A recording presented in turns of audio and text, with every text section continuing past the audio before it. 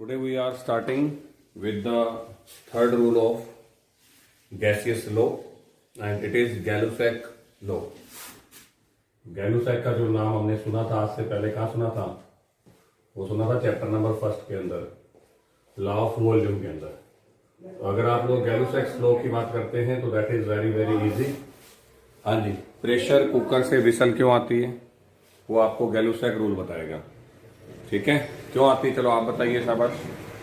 Pressure cooker whistle कब करता है?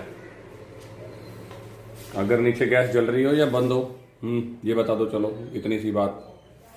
बिल्कुल बिल्कुल बिल्कुल, गैस जल रही होती है तो टेम्परेचर इंक्रीज होता है, टेम्परेचर इंक्रीज होने से प्रेशर भी इंक्रीज हो जाता है। तो बड़ा सिंपल सा रूल है, P is inversely directly proportional to T। या आप लोग क्या बोल सकते हो, P is equal to KT and at the last you can say that P upon T is equal to K and it is constant। फिर से वही दो कंडीशन कर लेते हैं कि अगर मेरे पास दो कंडीशन है टेम्परेचर की, that is P1 and initial अपने कंडीशन है P1 एंड T1 और फाइनल कंडीशन है जी T2 और T2।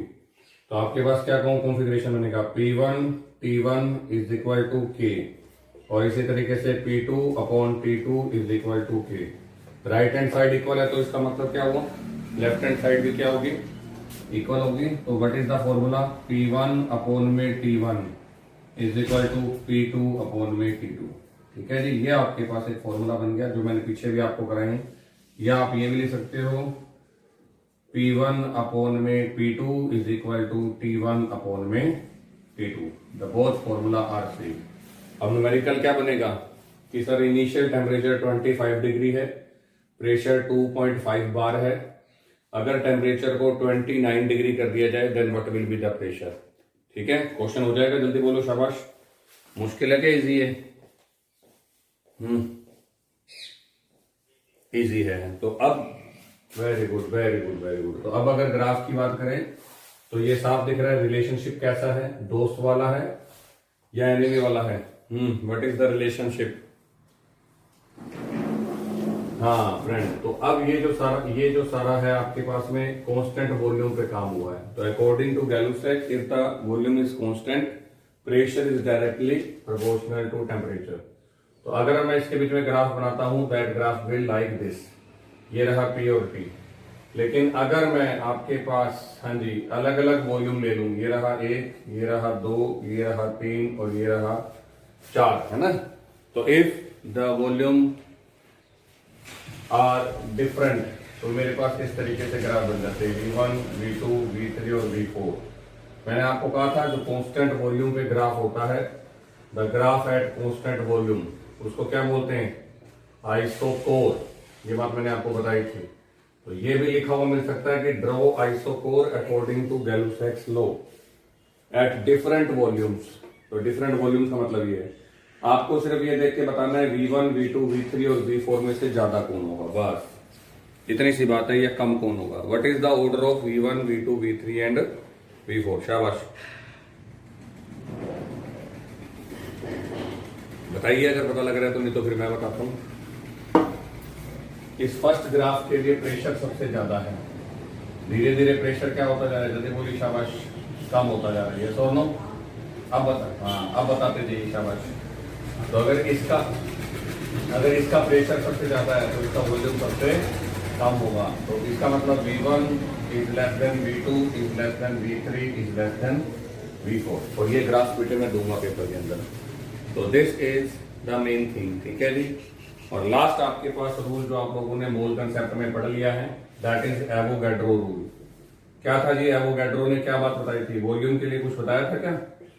Avogadro's law, according to Avogadro, if two or more than two gases are at same temperature, याद कीजिए मैंने ये रूल बताया था वहां पर भी, are at same pressure and if their volume are also same then they have equal number of molecules। ये बात मैंने बताई थी कि अगर दो या दो से ज्यादा गैसेस का टेम्परेचर सेम है, प्रेशर भी सेम है और वॉल्यूम भी अगर सेम है तो उसमें मॉलिक्यूल्स भी क्या होंगे, जल्दी बोलिए, सेम होंगे। तो इसका क्लियर कट मीनिंग है कि V is proportional to M। और यहाँ पर मुझे लिखना पड़ेगा same temperature and same pressure. तो अगर गैसेस का प्रेशर और टेम्परेचर सेम है तो वॉल्यूम डायरेक्टली प्रोपोर्शनल होता है एन के। फिर से सर क्या करेंगे, सर यहाँ पर v को हटा करके is equal to K N कर देंगे, और या v by N is equal to K is equal to constant. अभी हमने इतना पढ़ लिया तो इसलिए मुझे इसके लिए ज्यादा ग्राफ वगैरह बनाने की जरूरत भी महसूस नहीं होती कि चलो ग्राफ बना के दिखाओ या ऐसा करो या वैसा करो, ठीक है। तो अब ये आपको पता होना चाहिए, एसटीपी के ऊपर आप लोग 273 केल्विन के ऊपर और 1 बार प्रेशर के ऊपर हम बोलते हैं जो वॉल्यूम होता है वो 22.7 लीटर होता है एसटीपी के ऊपर, ठीक है ना। तो ये आपको याद रखना पड़ेगा। तो एसटीपी पे स्टैंडर्ड टेम्परेचर प्रेशर कंडीशंस पे पहले हम 22.4 भी कंसीडर करते थे। अब इसमें एक रिलेशनशिप और निकाल देते हैं। What do you mean by N? N is equal to number of moles, पढ़ा था आप लोगों ने कभी, या नंबर ऑफ मॉलिक्यूल्स। और क्या मैं इसको लिख सकता हूं, N is equal to mass upon molar mass. ये बात बताई थी मैंने आपको कि किसी भी चीज के जो मोल्स होते हैं वो क्या होते हैं, mass of that gas upon में molar mass of that gas, है ना। अब अगर मैं इस वैल्यू को उठा करके यहाँ पे रख दूं इस ऊपर वाले फॉर्मूले में, इस वाले में, तो मेरे पास क्या आ जाएगा, मेरे पास आ जाएगा v इज इक्वल टू के के बाद में m upon m। Capital M molar mass को बताता है, स्मॉल m नॉर्मल मास को बताता है। तो अगर आप इसको पिछले चैप्टर की तरह w कंसीडर कर लो तो मुझे कोई दिक्कत नहीं है, क्योंकि बुक में m दिया हुआ था पर मुझे m दोनों अच्छा नहीं लगता लिखना। तो w is equal to mass of gas and capital M is equal to molar mass of gas. तो अब क्या करें इसको, यहाँ पे आपके पास में आ गया m। अगर मैं इसको मास को इधर भेज दूं और वॉल्यूम को इधर ले आऊं तो मेरे पास आ जाएगा molar mass is equal to K और मास अपॉन में v। क्या होता है m बाई वी, क्या होता है शाबाश बताइए, what is m by V? Mass upon volume density, good, very good. और m इज इक्वल टू हो जाएगा k और d। k क्या चीज है, जल्दी बोलिए शाबाश, k इज कांस्टेंट। तो क्या सर लिख सकते हैं कि molar mass of a gas is directly proportional to its density. तो ये देखो जी, this is the relationship between molar mass and density of a gas. इससे मैंने प्रूव करके दिखा दिया। तो कल को अगर मैं आपको दो गैसेस के मोलर मास दे देता हूं m1 m2 और दो डेंसिटी दे देता हूं d1 d2, तो ये न्यूमेरिकल आपका बन सकता है। तो with the help of m1 upon m2 is equal to d1 upon d2। अब इसके बाद आपके पास इक्वेशन आती है जी आइडियल गैस इक्वेशन। तो सबसे पहले इसके बारे में बात करते हैं कि आइडियल गैस और रियल गैस क्या होती है। ये तो यही छोड़ देते हैं, इसमें न्यूमेरिकल कभी मिलेगा रास्ते में देखते हैं। Now the next topic is ideal gas and real gas. अब ये क्या चीज होती है आइडियल गैस और ये क्या चीज होती है रियल गैस, इन दोनों के बारे में बात करते हैं और फिर उसके बाद आइडियल गैस इक्वेशन बताता हूं। The gas which follows all the gaseous law at each temperature and each pressure is known as ideal gas. फिर रियल गैस क्या होती है, which do not follow all the gaseous law is known as real gas. पर actual में अगर कोई मेरे से पूछे तो एक सिंपल सी बात है, जो गैस हमेशा गैस रहे, ठीक है जी, और जिसको लिक्विड में चेंज ना किया जा सके उसे आप लोग बोलते हैं आइडियल। पर जो गैस लिक्विड में चेंज हो जाएगी उसे बोलते हैं रियल। अब आप दिमाग लगा के बताइए कि क्या ऐसी कोई गैस हो सकती है जिसको मैं लिक्विड में चेंज ना कर पाऊं। दिमाग लगाओ उसके बच्चे, शाबाश।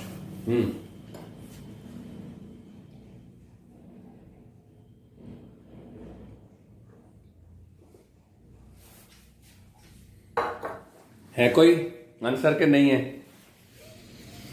अब दोबारा सुनो रूल को।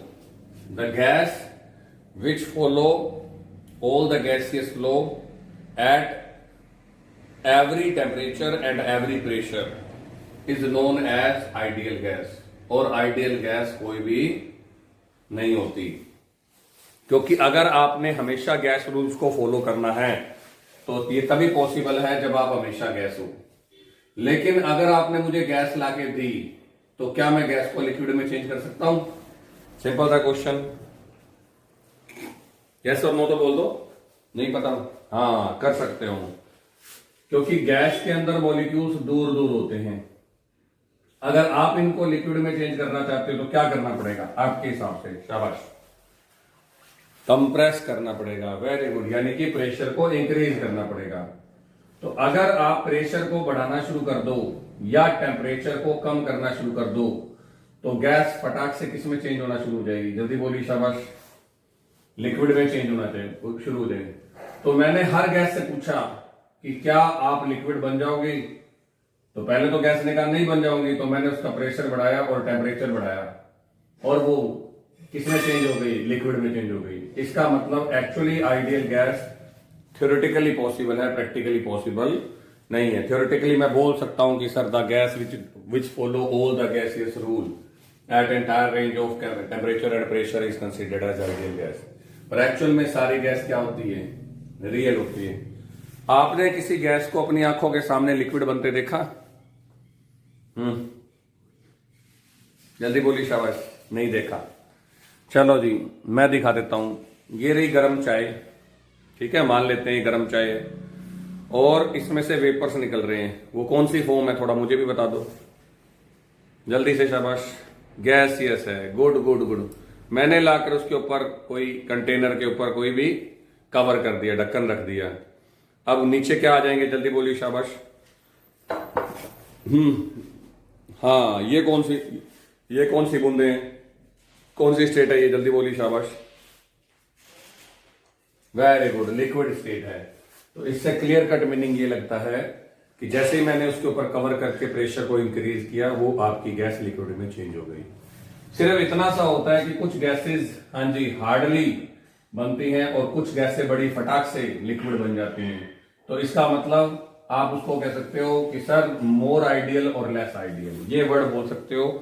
पर कोई भी गैस कंप्लीटली आइडियल नहीं होती कि आप कह दो कि एक ऐसी गैस है जो हमेशा गैस रहेगी हर टेम्परेचर पे और हर प्रेशर पे, तो उसका आंसर है नहीं। HCl इजिली लिक्विड बन जाती है, अमोनिया इजिली लिक्विड बन जाती है, इवन CO2 तो इजिली लिक्विड छोड़ो सॉलिड भी बन जाती है। और अगर विश्वास नहीं हो रहा तो बाहर जाके ऐसे करके देखो, मुंह से सॉलिड CO2 निकलती हुई दिख जाएगी। पता है बात आपको? नहीं पता है, मुझे पता, आई नो दैट। इस टाइम जैसे वो CO2 बाहर आ रही है, अंदर के और बाहर के टेम्परेचर में डिफरेंस ज्यादा है और वो आती जम जाती है और जमने की वजह से वो धुआं तुम्हारे मुंह से दिखता है। अब देखा ये बात? और अगर आपने सॉलिड करना है तो किसी लिक्विड करना है तो किसी कांच के शीशे पे डालो, उसके ऊपर ड्रॉपलेट्स आ जाएंगी। देखा होगा ये बात भी आपने। तो बाहर आज निकलते ही CO2 सॉलिड क्यों हो रही है? उसका रीजन आपकी आंखों के सामने है। दिख रहा है आपको? क्या दिख रहा है मेरे बच्चों को? कि टेम्परेचर बहुत ही कम है। और हाँ बिल्कुल, इसलिए वो तो दो कंडीशंस होती हैं किसी भी गैस को लिक्विड में कन्वर्ट करने के लिए, वो अच्छी तरह से समझ लो। कौन कौन सी कंडीशंस है?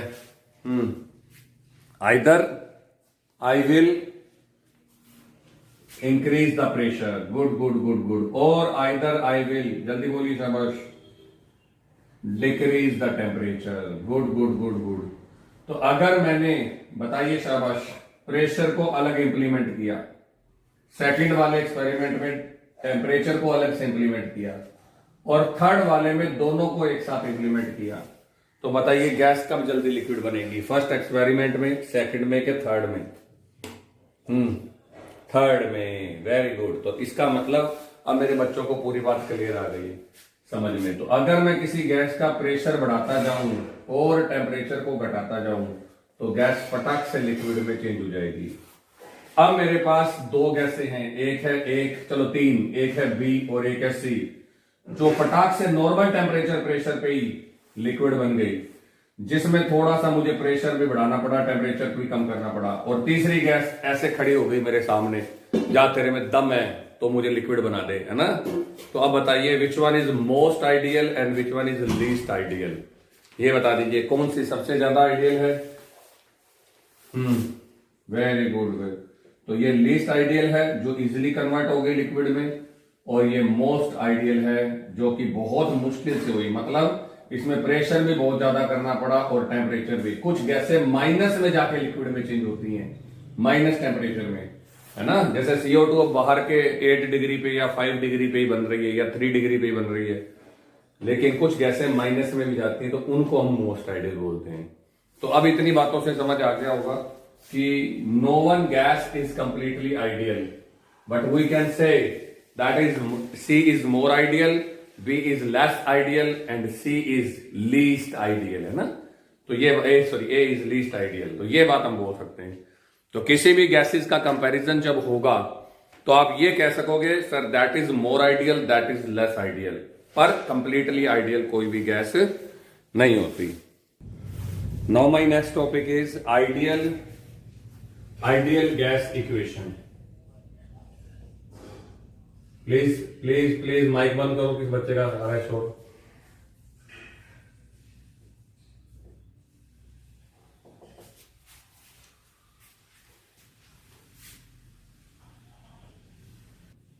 Now my next topic is ideal gas equation.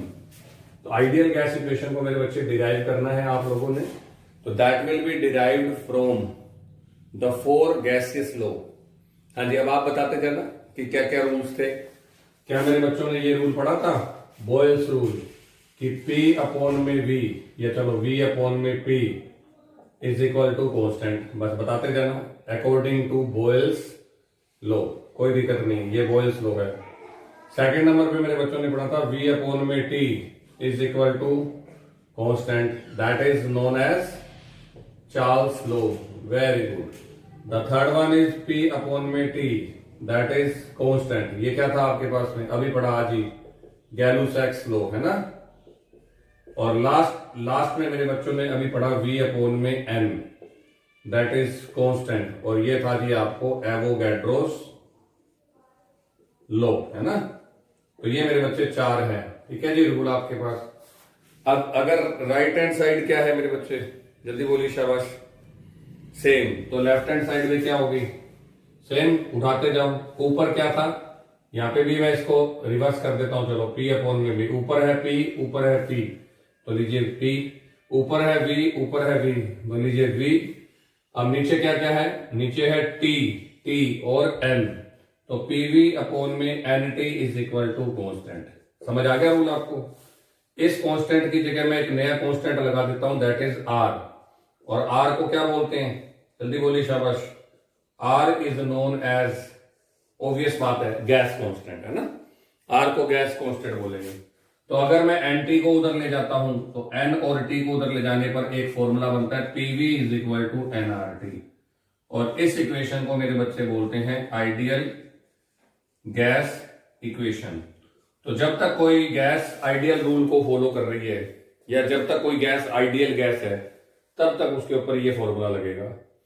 अब इस फॉर्मूले में कितने कंपोनेंट्स हैं, चेक करो, शाबाश। कितने बंदे बैठे हैं इस फॉर्मूले में, pressure 5, good good, pressure, volume, moles, gas constant, और T इज इक्वल टू, बोलो शाबाश, temperature.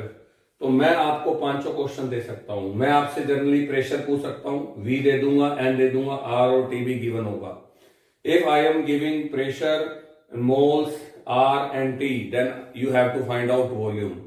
Otherwise, you have to find out number of moles or amount in gram or maybe temperature. पर R तो क्या होता है मेरे बच्चे, जल्दी बोलिए, शाबाश। R क्या होता है, R होता है कांस्टेंट। अब इस गैस कांस्टेंट के लिए मैं आपको एक बड़ी शानदार बात बता रहा हूं। यह गैस कांस्टेंट आपको जनरली 2 चैप्टर्स में अलग अलग आएगा। एक बार तो ये आएगा PV के साथ, यानी कि प्रेशर और वॉल्यूम के साथ, और एक बार ये आएगा एनर्जी के साथ। तो अगला जो मेरा चैप्टर है दैट इज थर्मोडायनामिक्स। क्या मीनिंग हुआ थर्मोडायनामिक्स का, मतलब मोशन ऑफ एनर्जी और हीट, ठीक है जी, मोशन ऑफ हीट का मूवमेंट। तो हीट किस फॉर्म में होती है, जल्दी बोलो, शाबाश, एनर्जी की फॉर्म में। तो केमिस्ट्री में जनरली R आपको 2 ही जगह मिलेगा, either with pressure and volume और आइदर विद एनर्जी, क्योंकि अब ये गैस कांस्टेंट है, कांस्टेंट की वैल्यू कांस्टेंट होनी चाहिए, पर R अपनी वैल्यूज को चेंज कर लेता है।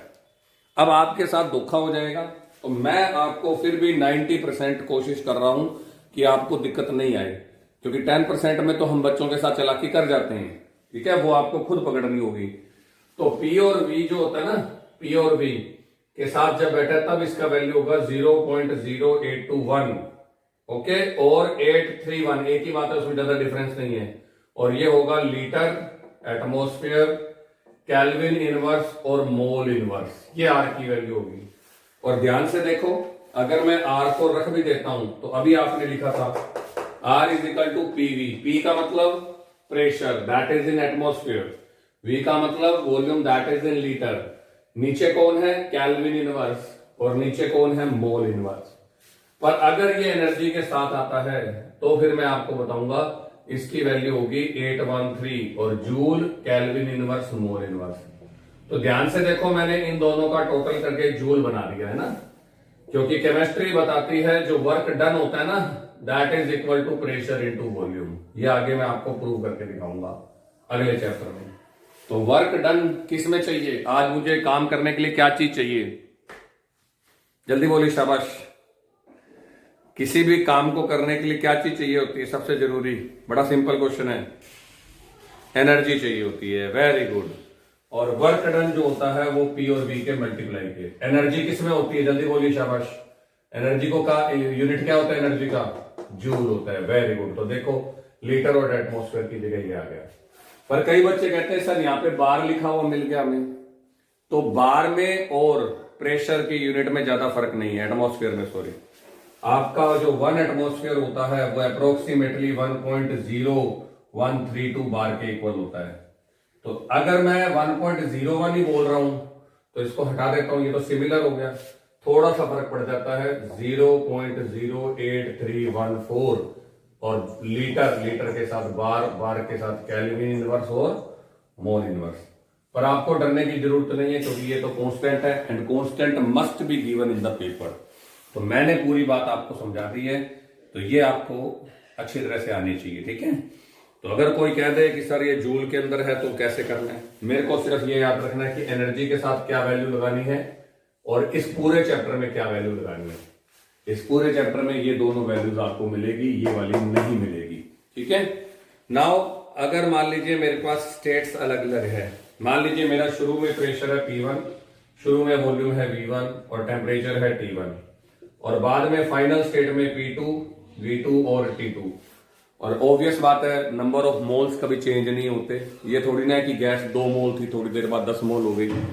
तो अगर मोल्स कांस्टेंट है तो मेरे पास क्या इक्वेशन बनेगी, मेरे पास इक्वेशन बनेगी P1 V1 अपॉन में T1 is equal to NR। सही लिखा है या गलत लिखा है वो आप यहां से चेक कर लो।